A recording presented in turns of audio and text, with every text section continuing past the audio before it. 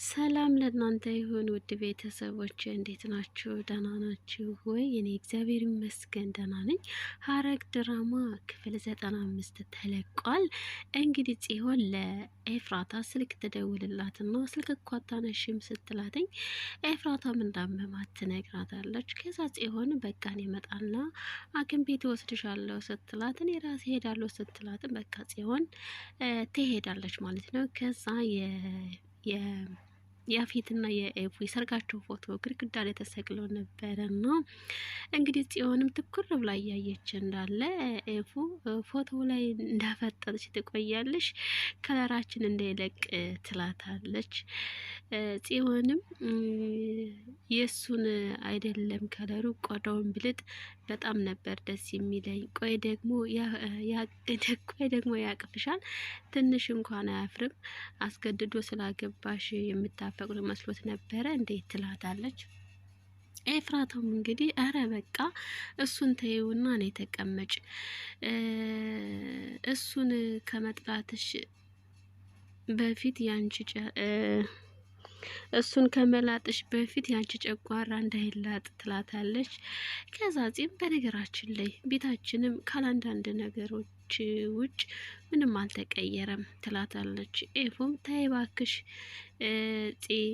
እንደዚህ አትበይ፣ ይህን ቤት መልሳችሁ የራሳችሁ ታደርጉታላችሁ። ከዛ ደግሞ እኔና ናታን ተጋብተን እንኖርበታለን። ይኸው ፈጣሪ ከፈቀደ ናታንም ታግሶ ከጠበቀኝ ትላታለች። ከዛ ጺም ኧረ እባክሽ ቆይ ፈጣሪ ለአንቺ ወንድሜን ሲሰጥሽ ለእኔ ቢንያምን የማይሰጠኝ ነው እንዴ የሚመስልሽ? ትላታለች። ኤፉም እኔ አላልኩም፣ ሲጀመር እኔና ናታን አንድ ላይ የኔና የናታን አንድ ላይ መሆን ከእናንተ ህይወት ጋር የሚያገናኙ አይመስለኝም ትላታለች።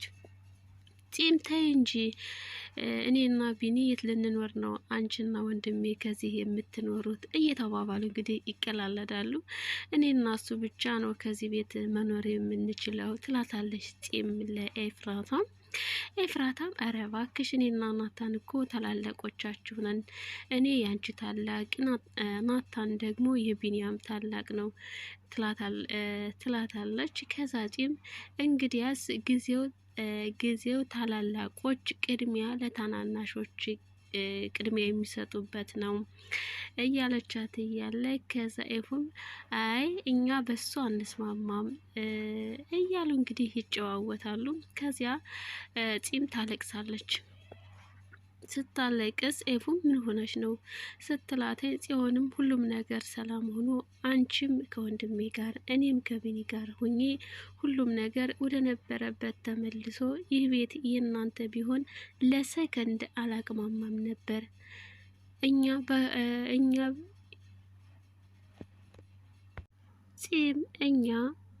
በማይሆን ነገር ስንከራከር ምን አለ ሁሉም ነገር እውነት ሆኖ እኔ ሁሉም ነገር ቀርቶብኝ የካርቶን ቤት ተከራይቼ ደስተኛ ሁኜ መኖር ብችል ብዬ አስባለሁ ትላታለች።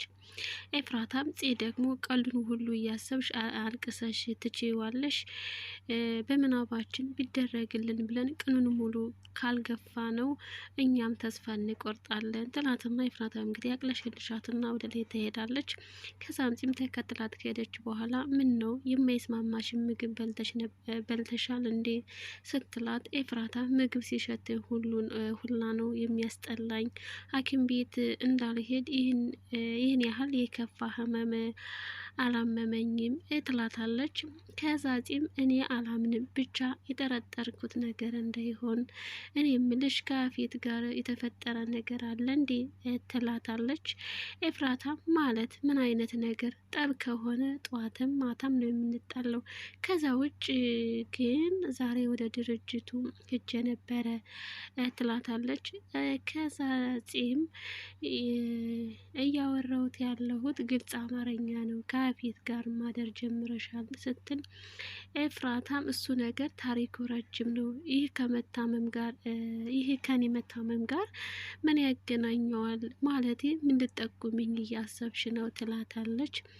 ከዛ ጺም ምናልባት እርጉዝ ልትሆኝ ትችያለሽ፣ ፊልም ላይ እንደማየውና ሶሻል ሚዲያ ላይ ሲወራ እንደሰማሁት ከሆነ አሁን ያልሻቸው ምልክቶች በሙሉ የእርግዝና ምልክቶች ናቸው ትላታለች። ከዛ ኤፍራታም እንግዲህ ደንገጥ ፈገግም እያለች እንዴት ሊሆን ይችላል? ስለት እየሰመረ ነው ማለት ነው ብላ ደስ ይላታል። ከዛ ጺም የወንድም ልጅ ነው እንዴ ምናምን ትላታለች። ከዛ ኤፍራታም እሱን ሌላ ጊዜ ነግርሻለሁ፣ አሁን ወደ ሆስፒታል ሄጄ አሁን ልብስ ልቀይርና ወደ ሆስፒታል መሄድ አለብን፣ ስለዚህ ጉዳይ ዛሬውን ማወቅ አለብኝ ትላታለች። እንግዲህ ይህ በዚህ ላለ እንግዲህ ናታን ወደ እነ ገኒ ቤት ይመጣል። ገኒ ተሻለሽ፣ ፈጣሪ ይመስገን፣ እንደዚህ ተነስተሽ ቁጭ ብለሽ መታየት በጣም ደስ ይላል። ዳግዬ እንኳን ደስ አለ፣ ፈጣሪ ይመስገን። አሁን ገኒዬ በሙሉ ጤንነት ላይ ናት። ያኔ ተኝታ አይኗ ሰማይ ስታንከራተት በጣም ነበር የምታስፈራው ይለዋል። ዳጊም አዎ እናቴ አሁን በጣም ደህና ናት፣ እንደ በፊቱ አትንተባተብም፣ በደንብ ነው ማውራት የቻለችው፣ ትንሽ የከበዳት መራመድ ብቻ ነው ይላል። ከዛ ቢኒም እንደምታያት ገኒ ደህና ናት፣ በቃ ጥየቃህን ከጨረስክ ሂድ፣ ከዚህ ቀድሞ እንደነገርኩህ በቃ ተወን፣ ከቻልክ ትላንት እንደነገርኩህ ከቤተሰቦቻችን ራቅ፣ አንተም ሆነ ቤተሰብህ ለኛ አስፈላጊ አይደላችሁም ይለዋለኝ። ከዛ ገኒም እንዴ ቢኒ ምን ሆነሃል? ተረጋጋ እንጂ በቃ ይሄ ነገር ከዚህ ጋር ማብቃት አለበት ትለዋለች። ቢኒም ገኒ ጓደኝነት እንደዚህ ከሆነ ቢቀርስ፣ እንደ ድሮ ቢሆንስ ናታን ስላልቻለ ነው አልነበረ፣ ድሮም ቢሆን በእኔ ምክንያት ራሱን አደጋ ላይ እንዲጥል አልፈልግም ነበር። የአሁኑ ናታን ግን በጣም ተቀይሯል፣ ከኔ ከራቀ ራሱ በጣም ቆይቷለኝ ይላታለኝ። ናታንም እንግዲህ እሱን እኮ ላስረዳህ፣ እንደ ጓደኛ ተረጋግተን እናውራ እያልኩ ነው ይለዋለኝ። ቢኒም ቆይ ጓደኝነት ላንተ ምንድን ነው ሲል ናታን ይጠይቀዋል። ናታንም ጓደኝነት ማለት ስሜት ነው፣ በህይወት በተለያየ አጋጣሚ ተዋውቀው በሂደት ተለማምደው ሰውን ማሰብና መጨነቅ እንደ ራስ አድርጎ ማየት የመውደድ ስሜት ነው ጓደኝነት ይለዋል። በሁለት አካላት የምትኖር አንዲት ነፍስ ናት። ጥቅሙ የማይለካ ነው። አንድ ሰው ጓደኛ ሲኖረው የሚመካበትና የሚወደው ሰው እንዳለው ማሰቡ ብቻ የራስ መተማመን ይሰጠዋል። እኔ አንተ ከጎኔ ካለህ አልፈራም፣ አንተ ከጓደኝነትም በላይ ቤተሰቤ ነህ ይለዋለኝ እንግዲህ ናታን። ከዛ ቢንም ተው በናትህ፣ አሁን ያልከውን ነገር የድሮ ናታን ቢናገረው በጣም አምኖ ነበር። የአሁኑ ናታን ግን ለራሱ ቅድሚያ የሚሰጣቸው ብዙ ነገሮች አሉ። ከኔ ልብ መሰበር ይልቅ ስለ እህቱ መጎዳት ይጨነቃል። በጣም ራስ ወዳድ ሆኗል ይለዋለኝ። እንግዲህ ቢኒ በናታን በጣም ተናዶበታል፣ ተቀይሮበታልም። ናታንም ናተነስ ይህን ነገር ከዚህ ማውራት የለብንም፣ መጣላትም መደባደብም ካለብን ብቻችን እናድርገው። እንግዲህ በጓደኛሞች መካከል የራሳቸው የሆነ ጠብ፣ ንዴት አላቸው። በልተነሳና አሁን የምወስድ ቦታ አለኝ ሲለው ቢኒም ካንተ ጋር ወዴትም አልሄድም አልኩህ እኮ፣ የተደበቅህ የምታገኛቸው ጓደኞች ጋር ሄድ፣ እነሱ ብዙ ነገር ይጠቅመሃል ይለዋለኝ። ከዛ ናታንም ገኒም ደግሞ ተው እንጂ ቢኒ እያለች በመሀል ትቆጣው ነበረ።